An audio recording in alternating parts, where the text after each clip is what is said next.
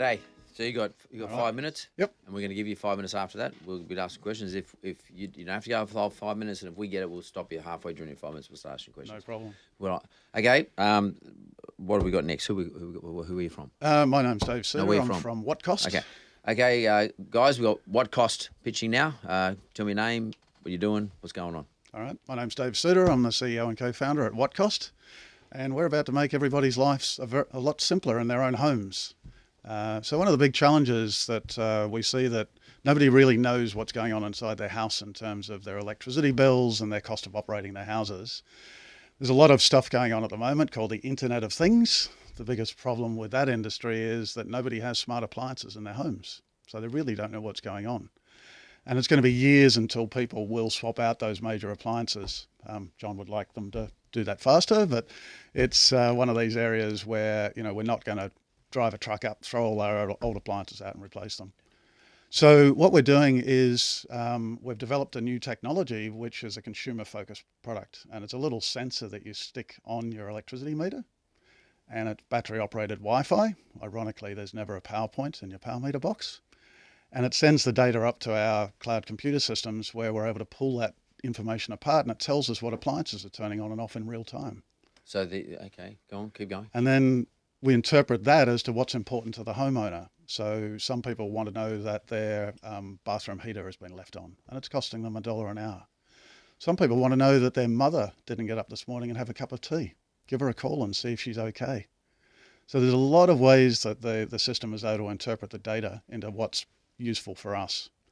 So the way we make money out of that is we've developed the hardware technology, good margins. We can work with channel partners like telcos, appliance retailers, people that have the relationship with customers. I'm going to stop you. Just need you to explain something to me. I mean, I don't know, you guys have sort of generally got the problem you're trying to solve. Yep. Get it? I understand the Internet of Things quite well. So you need to explain to me, you've got a sensor sitting on when the electricity comes on and off. Yep. How does that hook back into the appliance? In other words, you must have something on the appliance bill that talks to it. No, today the appliances are dumb. They're not connected. No, right? are you doing something there? So we're not connecting to the appliances today, Okay. right? But as those appliances are available, we can connect into them. Okay, so you're not okay. So right now it doesn't actually tell you that the electric heater's on. No, it tells you on your mobile phone. It says you've left the bathroom heater on. It's costing you 90 cents an hour. Okay, I'm trying to work out that. It works it out through a digital signature. So over time, I think it works. Okay, we can see a constant on, and correct me if I'm wrong, Dave, and the only reason I know this is because I just put one of these products in my house as a test because I had Dave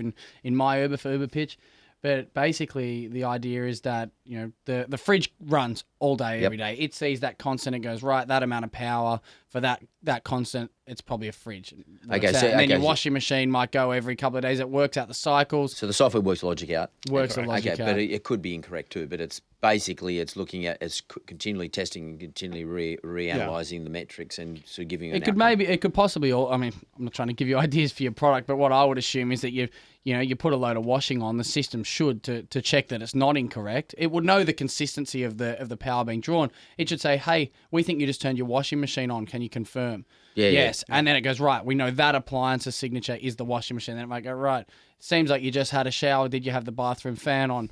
Yes. And so right now, and then having the user tell it once, and then it then learns. It is actually a bit smarter than that. So that's the backup. Yep. So what we've developed is called autonomous machine learning. So we've already put the models for all the major appliances in the system, and you've only got to, when you install it, say I've got a dishwasher, I've got a washing machine, I've got a pool pump, and the system will automatically find those. It recognises it. It recognises those signatures, and it gets smarter. So your system is interrogating the sensors all the time? No, there's only one sensor. The sensor? This is the uniqueness. The one sensor? So the one sensor that's on the electricity meter is so it's interrogating that all the time, though, is it? Is it like no, every it's just minute or every hour? We're getting this a real-time data stream up to our server. Right. So this is the uniqueness that we've developed, a tech which is battery operated and runs on Wi-Fi for a year. Yep.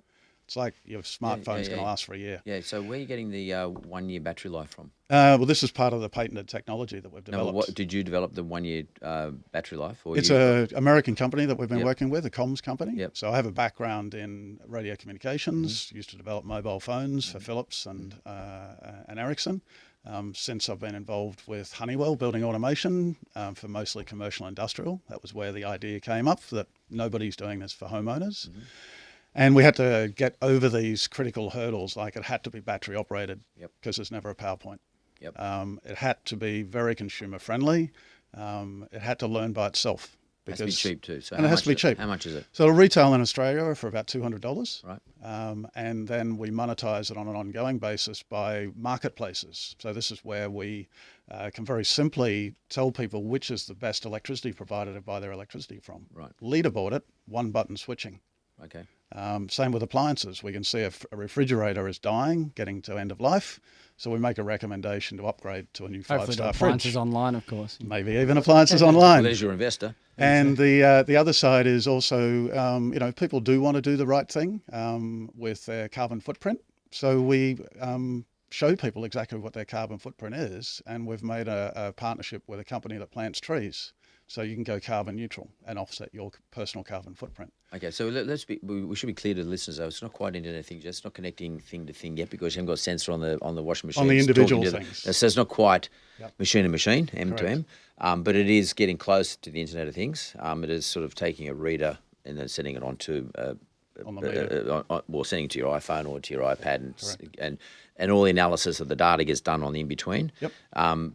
Beta testing. We've been running it for a year in the Yeah. field. So we've Broad? we ran field trials last year with electricity companies Yep. in the Northern Territory and Western Australia. We've got a series of partnerships in play now with telcos where they're now evaluating the product. So we're just going into the what we call the commercialization and build phase. So that's obviously why we're pitching, is we're raising capital to do the commercialization, which includes tooling for the plastics and the assembly. We're going to manufacture here in Sydney. Really? Yeah. Okay. Last questions. Last question I'll give you. Why are you manufacturing here in Sydney? We've been in, my co-founders and I have been involved in this game a long time. We're very protective of the IP. Manufacturing in Western Sydney, we've found a factory that's world class. They export products to Taiwan. So the parts come from all around the world. The printed circuit boards from China, the plastics from Malaysia, the electronic components from all around the world. But we're going to assemble and test them here for the initial Australian market. How much money do you need to raise? We're raising $1 million, which the Australian federal government has shortlisted us to double that with a grant. So that $2 million gets us into the market. Giving away, but what's is Equity it a for note $1 or what are million? you doing? We'll talk about that off. What's the equity? We'll have to that I talk get? about that offline because we have a series of investors that have put money into the business already. Okay, brilliant. Good job. And that's it there. Tell us quickly about Johnny's energy consumption. John's energy is, we had to actually rescale our maximum level for John's house. That's So- where you got four-phase I'm electricity. running a hotel, unfortunately. It's not just appliances online. Yeah. So, Let's just say the reason I put this in is because I was so concerned about the environment and the way my house is being run. So we've done some pretty outrageous houses up in Northern Territory that have their air conditioners running 24/7, and John managed to pip those. So well, hopefully we can He's a help winner. him. I don't use air conditioning anymore.